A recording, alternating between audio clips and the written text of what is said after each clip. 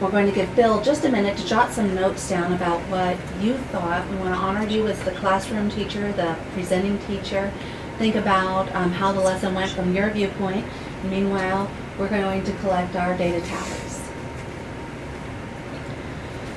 People that were doing the data, go ahead and look at your tally marks. Kind of synthesize your ideas about what columns your students marked in and about what the averages were there.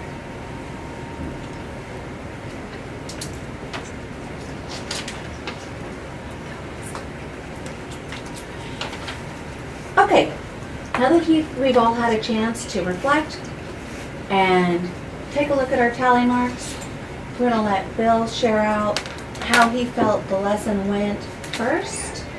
Since he was our presenting teacher, Bill, how did you feel that the lesson went for you?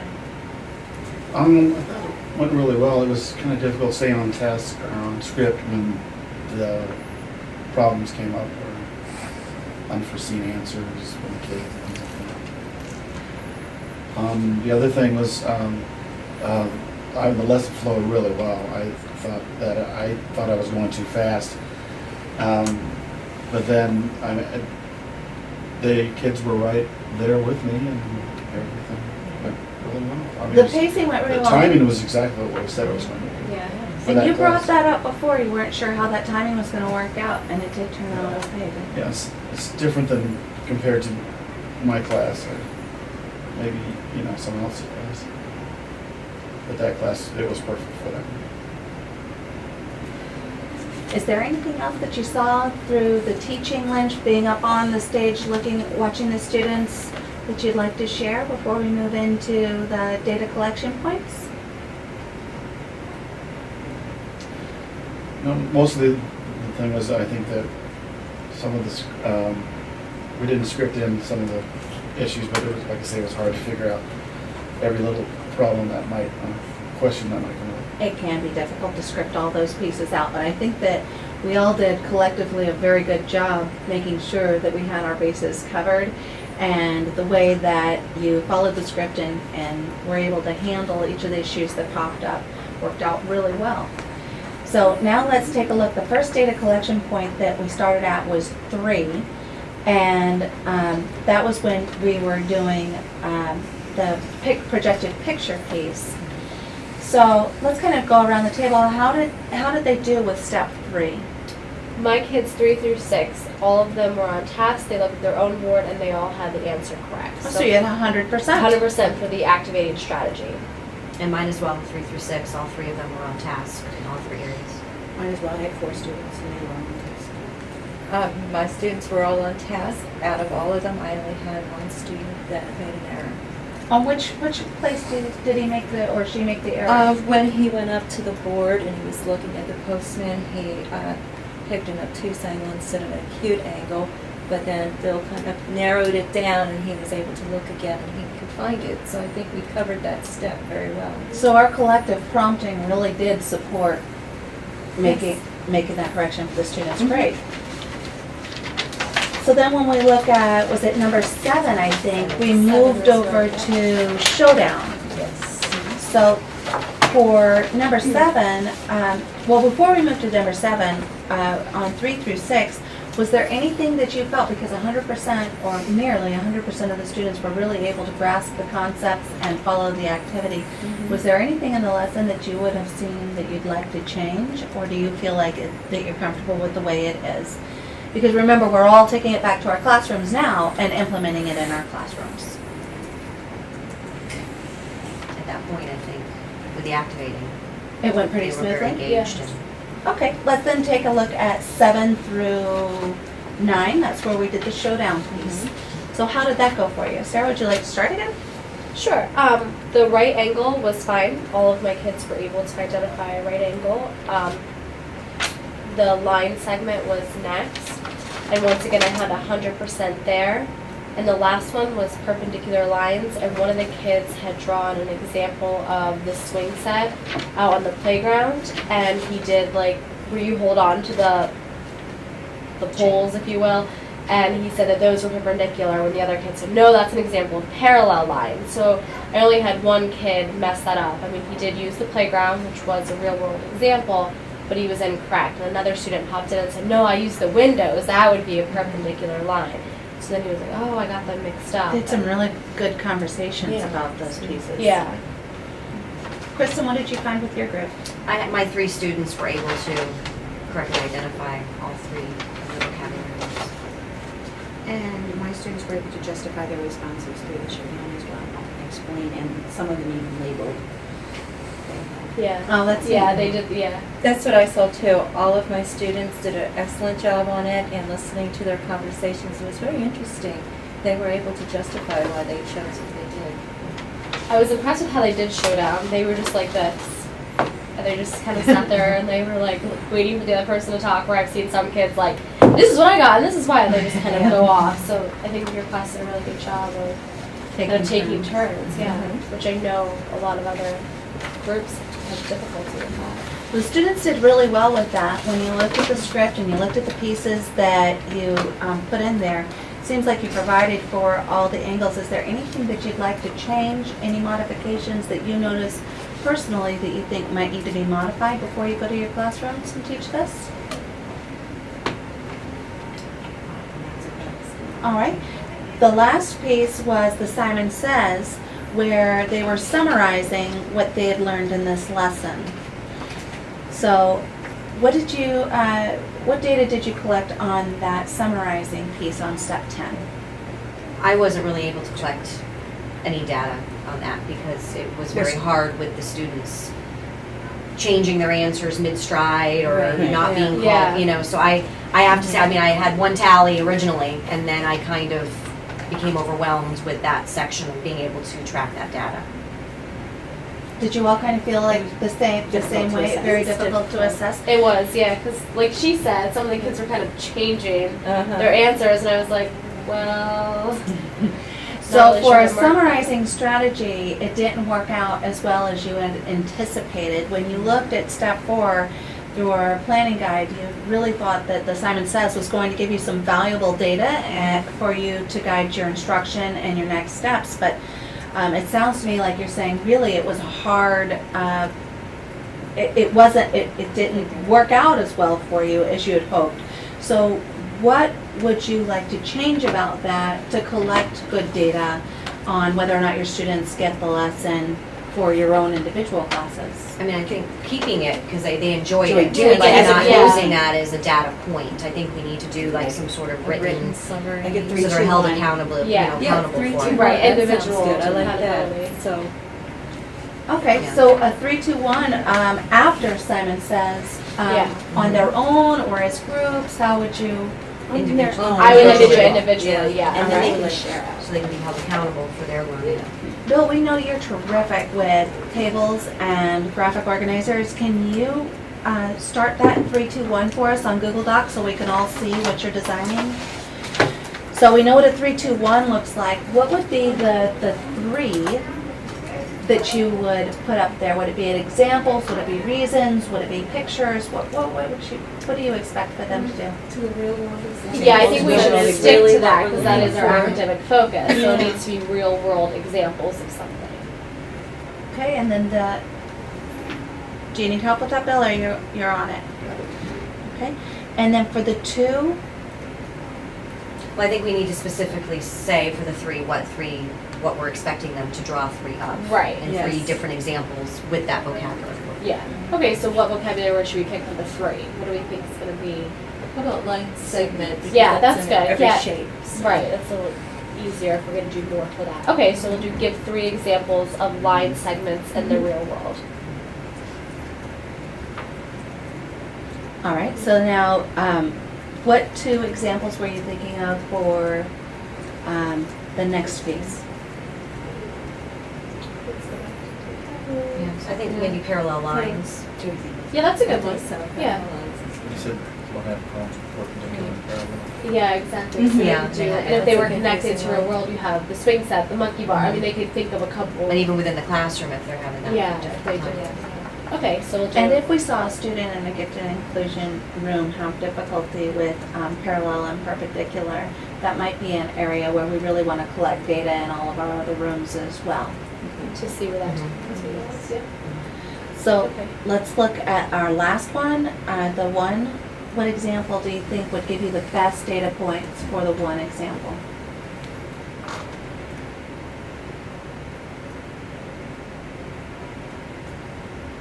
Maybe an angle, like we've done the different Triangles. lines and parallel lines and stuff, so I think we should pick an angle. Okay. All right. What do we think? I think right is fine. Yeah, All right. right works. Kind of Yeah. right, somewhere. So now you've got a nice summary of your academic goals that you can actually take and see what the individual students were thinking.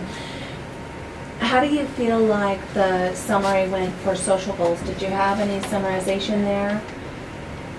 We didn't have a, We no, really need there that. was no summary for the Not for the social. no. So maybe that's something we could And we add. can add to the Right. 3-2-1 chart. Some questions underneath. Right on the maybe. same Yeah, page. because we're on Right the on same the same page, page. that way they're both together since we did both. Okay. So some of the things on the social goal you were looking at is that they were focusing on the students, that they were listening and being able to share what their partner was saying. So are those the goals that those were the goals that you were trying to measure? So in turn, you probably want to pull that down into your summary. So we can, just ask, did you listen to your partner? I Mhm. mean, that could be, first, did you listen to your partner? Right, so we have to listen. Because they need to Right. listen, because Yeah. we have that up there. And then did you share Did you with your share? partner? And did you share? 'Cause that's part of the goal. Okay, so we just ask those questions. And then maybe a Can you more explain in-depth What your question. partner was saying. Which brings me back to what we looked at with our lesson planning process. How are the students reflecting on their work? How well did they work together? So that's good that I think they're having that independent written reflection time and they can really focus back on what it was that they learned academically and socially and how it impacted their learning. So now we're at step 5. You've had the opportunity to review and revise your teaching plan. Christine, your class has already been taught this lesson, and your students have a tendency to think outside the box, to be challenging in they're challenged to challenge. So, have you got any ideas or thoughts about what you might do for them to take them to the next level? I would incorporate gradual release and create a project of some sort, like creating a map of an imaginary town. And then they would have to be specific street layouts, 3 streets that are parallel to each other, for example, 2 avenues that are perpendicular to each other. So they can create their own To bring it town up to the next utilizing level. geometric terms. That's a terrific extension, and we might be able to move in that direction. As you all get to teach this in your classrooms, it might be something that they can take to the next step in their project-based learning as well. This lesson study really made me reflect on how can I improve the effectiveness of my teaching. And I realized by listening and being open-minded to your ideas, it's really helping.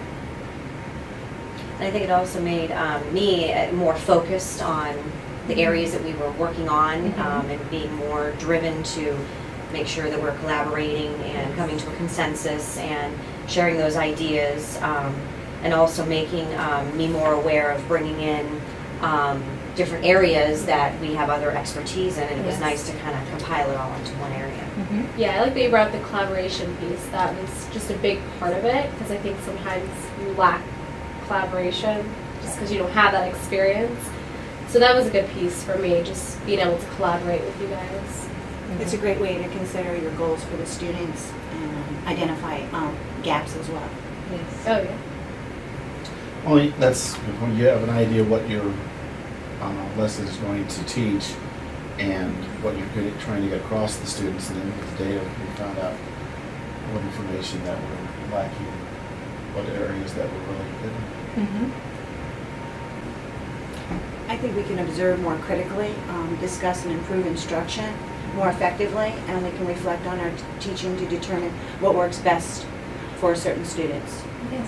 And I think too, the lesson study really promotes the collaboration and learning from each other in a safe atmosphere. We have our norms we stick to, not to, be hurt by criticism. It's more like learning from it, and then to be able to learn things like that are new to us, the core standards, the new Common Core. We need to be able to lean on each other, learn from each other to use these now. Yeah, I like that you said, like, the safe environment, it's a we, not an I. Yeah. I think sometimes as teachers, it's like, you, instead of, in this case, it's a we. Mm-hmm. So nobody's singled out. And I found it very valuable. I mean, we had enough time given to us to do it this way.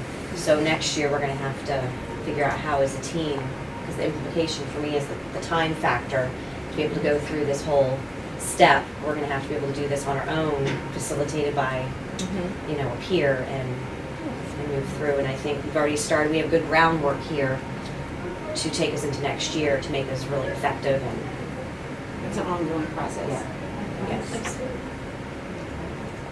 Cycle 1 allowed us to move slowly, as you can't just jump right into a lesson. It taught us why the planning process is so important. But there were definitely some challenges in cycle 1, though, because we weren't knowledgeable in what we were doing at all, and kind of didn't love the approach of just like a box lesson plan. We didn't really get how that would be effective as teachers and to our students. So I think there were a lot of struggles in cycle 1 of what's the purpose of this? How is it going to help us become educators or better educators? It's really important to have an open mind. Oh, yeah. Positive. And in cycle 2, being able to take what we've learned in cycle 1 and apply it to what we're teaching, take more ownership of it. And then 2, the changes we made where before we finished the whole lesson, we were able to choose the classroom, and I think that helped us a lot because we were really able to pinpoint what we needed to teach in that class, what we could do that was best for the students. And have powerful instructional strategies in place.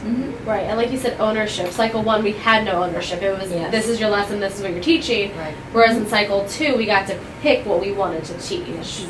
And then after we did our debriefing, that's when we sat back and connected the deliberate practice to the lesson that we did teach, where in cycle 1 we didn't even consider bringing in deliberate practice because I think it goes back to that ownership issue of the material, Right. which now we do understand why we had to do it, because we were learning the bigger strategy of collaboration and planning, but we needed an easy structure to follow. But at the time we didn't get that until we got into cycle 2. And then it was like, oh, okay, we were able to plan it effectively, collaboratively, and be, something that we could take back to all of our classrooms and change to fit each of our The classrooms. different needs. Right. And then come back and discuss those changes as well. So And then it's as we very, move very on, valuable. too, So, bringing more of our deliberate practice in, since we're each studying something different. else, bring all that expertise in, and we can all get better. We were a lot more comfortable with the format once we got into cycle 2. Yeah. Cycle 1, I think my mindset was on the format so much. Right. Yeah. And when we hit cycle 2, we had that down, and we were actually focusing on something that we all had ownership of, like you said.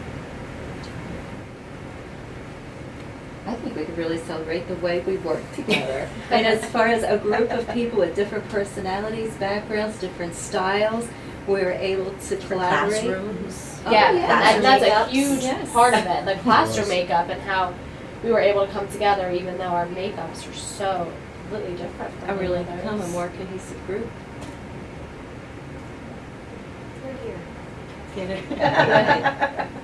That's Tammy's, yes.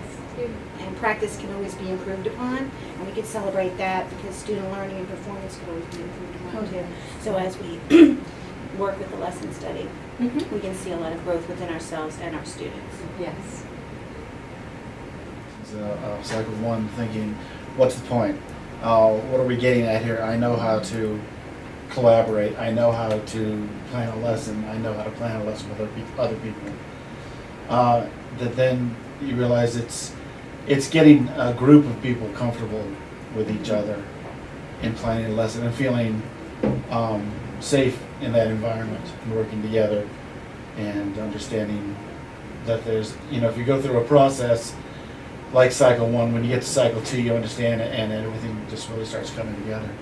You know, like you said, the safe, because initially when we were doing this, it wasn't our ideas that we were going, I can't believe we're doing this, why are we reading this book? It had nothing to do with us Right. individually. Yeah. Where then when we took it to cycle 2, it did become, we were able to work together and talk about and discuss. But that first one, I think that's part of taking that threatening of, you're picking on me and why, you know, this was not my lesson, you decided it. And we took that factor out, and I think that's part of how we were able to smoothly go through cycle 2. But the whole safe thing is a big thing.